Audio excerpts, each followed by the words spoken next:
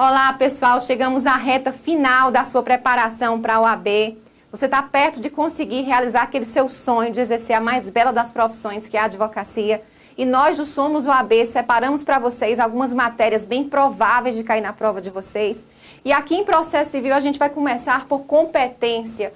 Gente, me acompanha aqui no quadro, nessa primeira regra importante de competência, que seria a regra da perpetuação da jurisdição, lá do artigo 43 do novo Código de Processo Civil. Gente, depois de fixada a competência, não vai importar se houver qualquer alteração no estado de fato ou de direito, ou seja, não importa, por exemplo, se o réu alterou, mudou de domicílio, porque já houve uma fixação da competência quando da propositura da ação judicial. Agora, há duas exceções importantes em relação a essa regra da perpetuação da competência, que seria o fato de haver uma supressão do órgão judicial, por exemplo, a extinção da vara, ou uma alteração no que diz respeito à competência absoluta, que seria o caso, por exemplo, da criação de uma vara especializada naquela matéria. Aí, nesses casos, a gente vai afastar essa regra e vai haver uma alteração da competência do juízo. Tudo certo?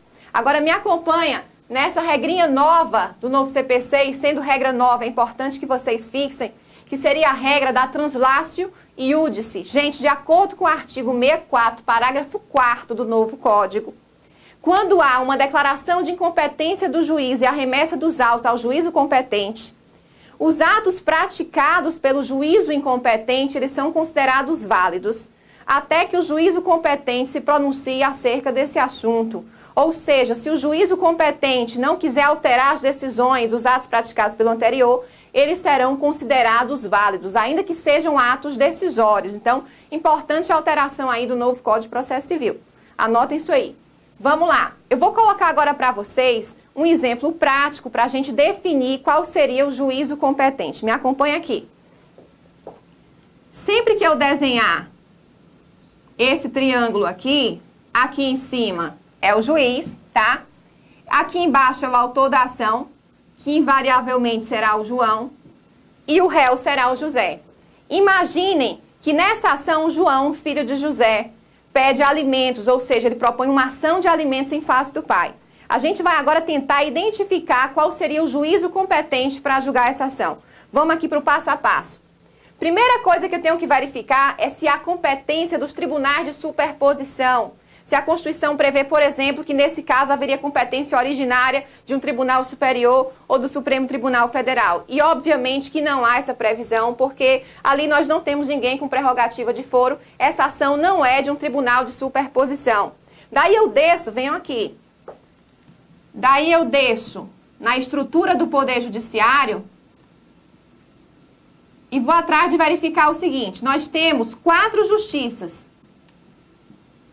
Aqui em cima o STF, aqui o STJ, que é o Tribunal Superior da Justiça Comum, aqui o TST, aqui o TSE e aqui o STM. Ou seja, nós temos na estrutura do Poder Judiciário a Justiça Militar, a Justiça Eleitoral, a Justiça Trabalhista e a Justiça Comum. Próximo passo é a gente identificar se essa ação aqui de alimentos se encaixa numa das 3 justiças especializadas. E a gente já vê de cara que não. O assunto nem é militar, nem é eleitoral, nem é trabalhista. Portanto, essa ação é da Justiça Comum. Daí, gente, voltando para cá, nós temos que identificar se é Justiça Comum federal ou estadual. Não há nenhum motivo para essa ação ser de competência da Justiça Federal. Por quê? Porque não existe aqui interesse de qualquer ente público federal. Portanto, essa ação é da Justiça Comum Estadual. Então, Justiça Comum Estadual. Mas ainda não está resolvida a questão da competência. Por quê? Porque eu tenho que saber agora se existe competência originária do Tribunal de Justiça. Não é o caso, não há previsão legal de que nesse caso a ação seria proposta originariamente no Tribunal de Justiça. Essa ação é uma ação de primeira instância. Mas está resolvido? Ainda não. Volta para cá. Eu tenho que saber agora qual seria o foro competente. Digamos que o autor da ação, que o João, tem domicílio na cidade de São Paulo. Segundo o CPC, nas ações de alimento, é competente o foro de domicílio do alimentando, tá ok? Ou seja, do autor da ação. E nesse caso, a ação seria proposta no foro na comarca de São Paulo. E aí está resolvida a questão da competência? Ainda não. Por quê? Porque vejam só, eu tenho que ainda definir qual seria o juízo competente. A comarca de São Paulo, por ser muito grande, vai ter varas especializadas previstas na sua lei de organização judiciária. E aí, nesse caso, eu preciso saber qual seria a vara competente. Só vou saber disso depois que eu propuser a ação, porque haverá uma distribuição aleatória entre as varas de família. Gente, essa ação aqui seria uma ação a ser proposta numa vara de família. Mas qual vara de família? Aí haverá uma distribuição aleatória a fim de definir qual seria a vara competente. Tudo ok? Então vamos aqui. Critérios de modificação da competência. Eu posso ter uma alteração da competência relativa. Daqui a pouco a gente vai fazer um quadro para explicar a diferença entre competência relativa e competência absoluta. Mas eu posso ter alteração em relação à competência relativa nessas situações aqui. Primeira situação, conexão. O que seriam ações conexas? Gente, ações conexas são ações que têm mesmo pedido ou, vejam só, ou mesma causa de pedir. São elementos da ação. As partes, o pedido e a causa de pedir. Para haver conexão, eu tenho que ter mesmo pedido ou mesma causa de pedir. Portanto, se eu tenho duas ações, nessas duas ações eu tenho uma dessas duas situações, ou o mesmo pedido ou a mesma causa de pedir, eu tenho conexão. Vou dar um exemplo para vocês. Digamos que ocorreu um acidente. E nesse acidente, determinada pessoa faleceu. E aí o filho dessa pessoa propõe uma ação de indenização por danos morais em face do causador do acidente. Noutra ação, a mãe da vítima propõe uma ação de indenização por danos morais. Portanto, nós temos nesse caso aqui duas ações propostas pedindo indenização por danos morais em face da mesma causa de pedir e, portanto, essas ações seriam conexas. Haveria conexão e necessidade de reunião dessas ações. Por que tem que haver a reunião dessas ações? Para evitar que haja decisões que sejam contraditórias, que sejam conflitantes. É importante que haja uma uniformidade de tratamento da matéria, da causa de pedido, dos fatos, e nesse caso haverá uma reunião dessas ações aqui por conta da conexão. A continência, que na verdade é uma espécie de conexão, também ocasiona a alteração da competência. Vamos aqui a uma situação de continência. Me acompanha. Imaginem vocês, devia nem ter apagado aqui o João e o José. Mas vamos aqui. Vou colocar duas ações para vocês. O João propôs uma ação em face do José. Essa ação foi proposta primeiro e foi distribuída primeiro, então essa aqui é a primeira ação, tá? E nessa ação, gente, o João pediu em face do José danos materiais. Pediu danos materiais em virtude de determinado acidente. Numa segunda ação do João em face do José e por conta do mesmo acidente, ou seja, mesmas partes e mesma causa de pedir, ao invés de pedir só danos materiais, ele pediu danos materiais e danos morais. O que a gente observa aqui? Que nós temos as mesmas partes, a mesma causa de pedir, sendo que o pedido de uma é maior que o pedido da outra. Na verdade, o pedido de uma contém o pedido da outra. Nesse caso, o que vai acontecer? Essa ação aqui tem que ser reunida com essa primeira por conta do fenômeno da continência. Mas é importante destacar, gente, que nem sempre a continência ocasiona a necessidade de remessa dos autos ao juízo da primeira ação. Como assim? Pode ocorrer o seguinte, me acompanha. Digamos que essa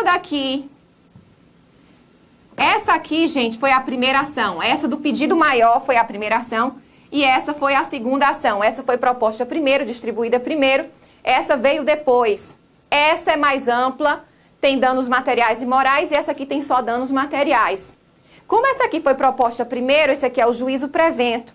Nesse caso, esse juízo da segunda ação, ele não precisa remeter os autos ao juízo da primeira. Ele pode simplesmente extinguir o processo, tendo em vista o fenômeno da litispendência. Essa ação está totalmente contida na primeira e não há necessidade de remeter os autos para aquele juízo por conta de haver litispendência. Então, nem sempre haverá a reunião de ações em que há continência, porque se a ação maior foi proposta primeiro, a segunda ação é simplesmente extinta.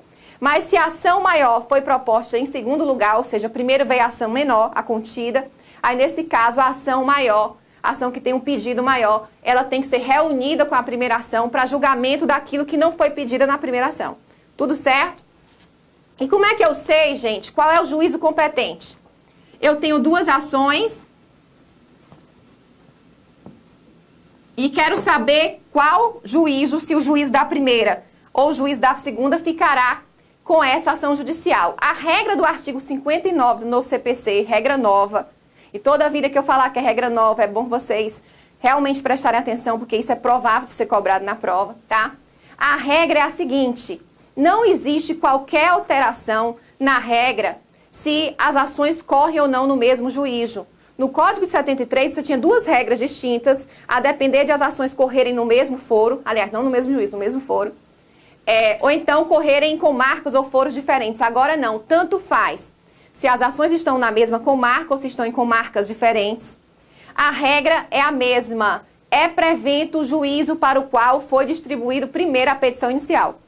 Então, aquele que primeiro pegou a petição inicial, aquele que primeiro, para quem primeiro foi distribuída a petição inicial, é o juízo competente para julgar as ações conexas ou continentes. Portanto, primeira ação foi distribuída, caiu na primeira vara de família. Daí veio a segunda ação, que caiu na quinta vara de família. A primeira vara de família vai ficar com as duas ações, porque foi ela que para quem primeiro foi distribuída a petição inicial. O registro ou distribuição da petição inicial são agora o critério único para fixação da competência. Tudo ok? Então, me acompanhe agora para a gente falar sobre prorrogação e derrogação de competência. A prorrogação de competência, vejam só, quando um juízo que era incompetente se torna competente. Ou seja, a competência dele se prorroga para aquele caso que inicialmente não era de sua competência. Essa prorrogação de competência só pode ocorrer no caso de incompetência relativa, ou seja, havia uma incompetência relativa do juízo, o réu se omitiu em alegar essa incompetência, e a lei prevê preclusão na omissão do réu na alegação de incompetência relativa. E aí, nesse caso, a gente diz que houve uma prorrogação da competência daquele juízo. E esse é o fenômeno da prorrogação de competência, que não se confunde com o fenômeno da derrogação de competência. O que seria a derrogação de competência? Há uma derrogação da competência, e só pode ocorrer também no que diz respeito à incompetência relativa, à competência relativa, quando as partes convencionam o foro onde será proposta a ação. É aquela cláusula de eleição de foro que pode ocorrer em contratos escritos, tá?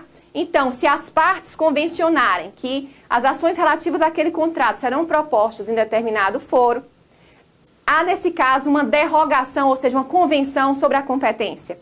Então, preste bem atenção nas diferenças entre esses dois institutos. Tudo certo aqui, gente? Nós vamos agora dar uma olhadinha numa tabela que eu preparei para vocês e que está no material de vocês acerca da competência absoluta e relativa. Na verdade, me acompanha aí na tabela. O que vai importar nessa tabela, no primeiro momento, é saber qual é o interesse que é protegido pelo legislador no que diz respeito à competência absoluta ou relativa.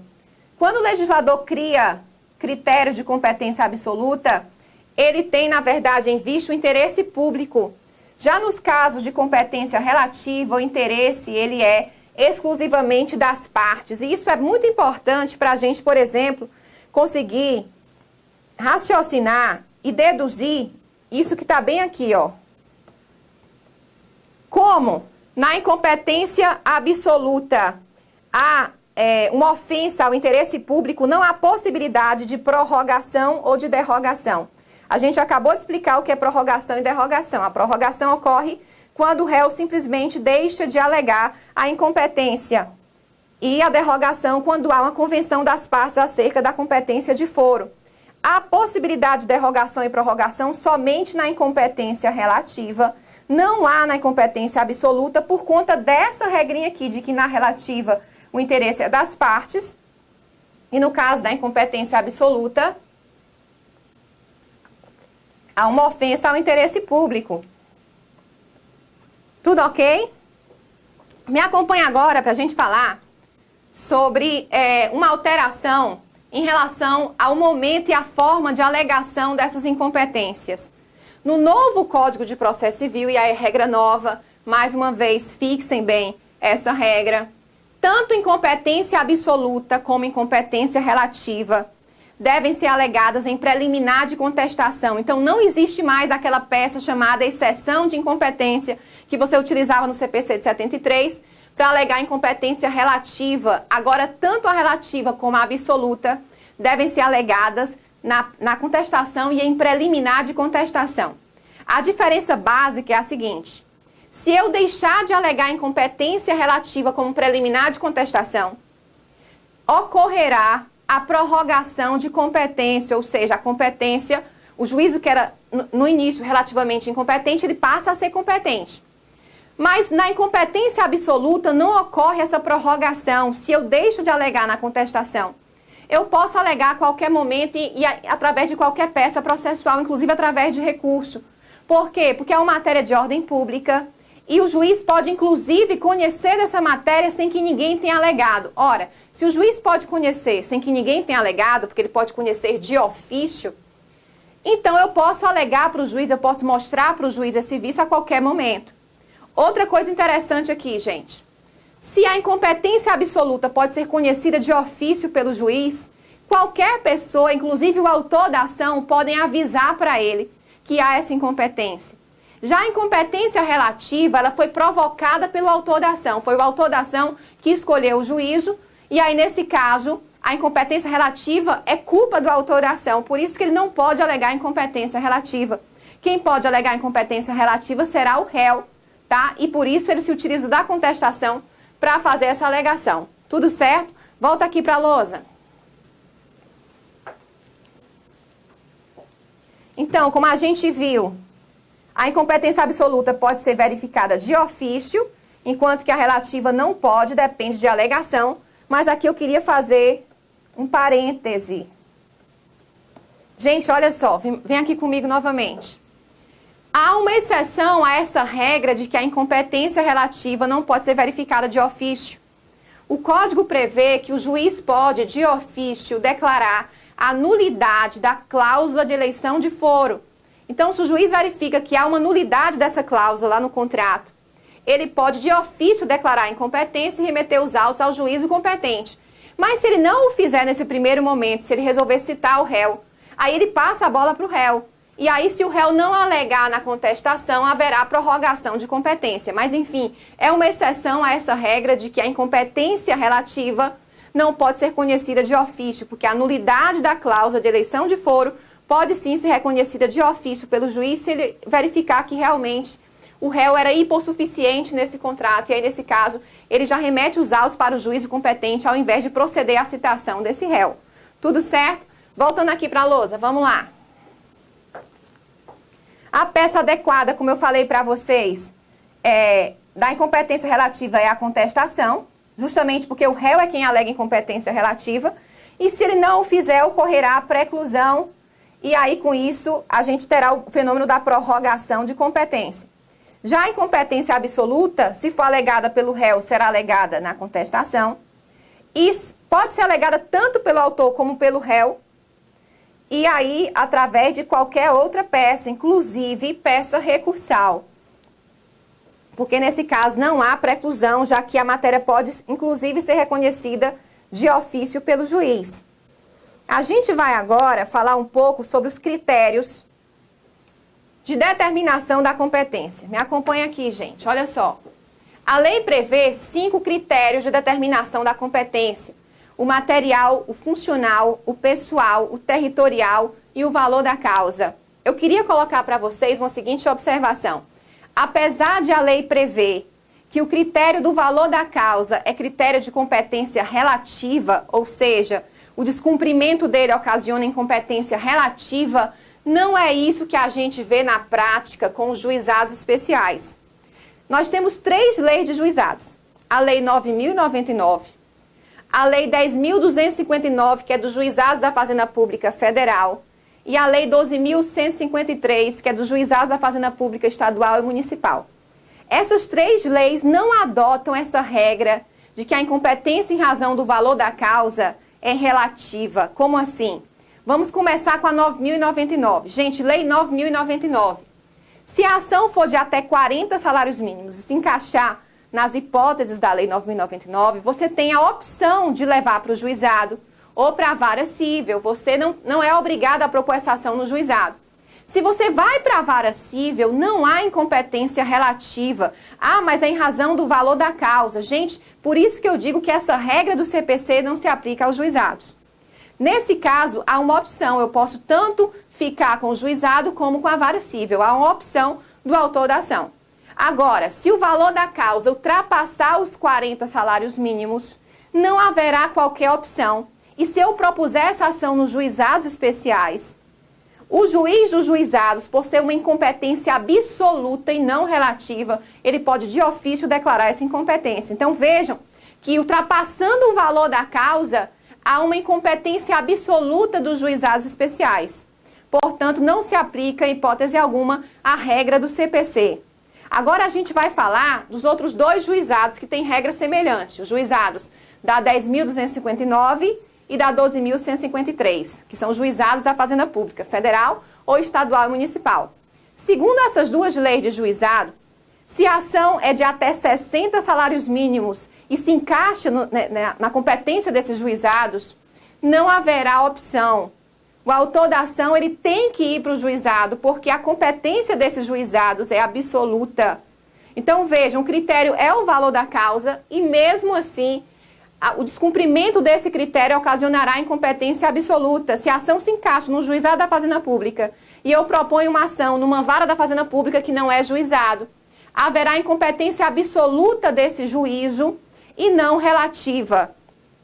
Tudo certo? Então vejam que essa regra do CPC de que a incompetência em razão do valor da causa é relativa não se aplica aos juizados especiais. Então está mais do que na hora de haver uma revisão dessa regra no código, porque em regra, quando a gente fala de valor da causa, a gente fala em juizados especiais. Tudo ok? Então voltando aqui para a lousa, gente, eu queria agora com vocês, depois de finalizar essa lousa aqui, a gente já viu critérios, tá? Então, material, pessoal e funcional ocasionam incompetência absoluta e territorial e valor da causa ocasionam incompetência relativa, com essa observação dos juizados especiais em que isso não se aplica.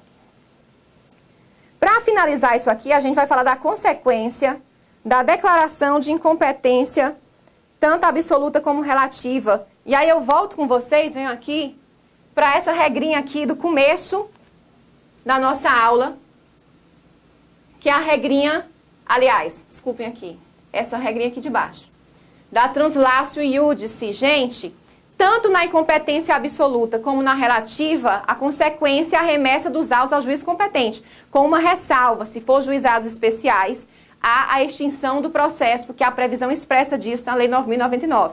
Então, não sendo juizados especiais, haverá remessa dos autos ao juízo competente. E aí nós teremos a aplicação dessa regrinha do artigo 64, parágrafo 4º, que seria a regrinha de que as decisões de demais atos praticados pelo juízo competente serão tidos como válidos, até que haja um pronunciamento expresso, uma declaração do juiz competente acerca disso. Se o juízo competente não se pronunciar acerca dos atos já praticados, eles serão considerados válidos. Para a gente terminar agora, eu queria só resolver com vocês uma questãozinha de 2013 da FGV, OAB FGV, que é justamente a provinha que vocês vão fazer, acerca do conceito de conexão e continência. Só um minutinho, gente. Leiam aqui comigo. Os critérios relativos à fixação de competência podem ser alterados pela ocorrência de alguns fenômenos processuais. Uma das situações que pode levar à modificação da competência, quando fixada com base em critérios relativos, é a ocorrência da chamada continência. Assinale a alternativa que descreve corretamente a continência. No item A, a gente tem a seguinte colocação. Fenômeno que ocorre entre duas ou mais ações quando lhes for comum o pedido, Aliás, o objeto ou a causa de pedir. Gente, esse é o conceito de conexão e não de continência, tá? Inclusive aqui, se vocês observarem no artigo 55, tá? Então, se há identidade de pedido ou de causa de pedir, vejam que é ou e não e, nós temos conexão e não continência. Letra B, fenômeno que ocorre entre duas ou mais ações quando há identidade quanto às partes e a causa de pedir, mas o objeto de uma, por ser mais amplo, abrange o das outras. Gente, volta aqui para o quadro comigo, aliás, para o quadro branco. Vamos aqui. Nós vimos isso há pouquíssimo tempo, tá? Nós temos aqui duas ações judiciais. Na primeira ação, o autor pediu A e B em face do réu, com base em determinada causa de pedir, um acidente, por exemplo. Na segunda ação, houve um pedido menor, ou seja, ele pediu só A, mas em face do mesmo réu e de acordo com a mesma causa de pedir, ou seja, fundamentado na mesma causa de pedir.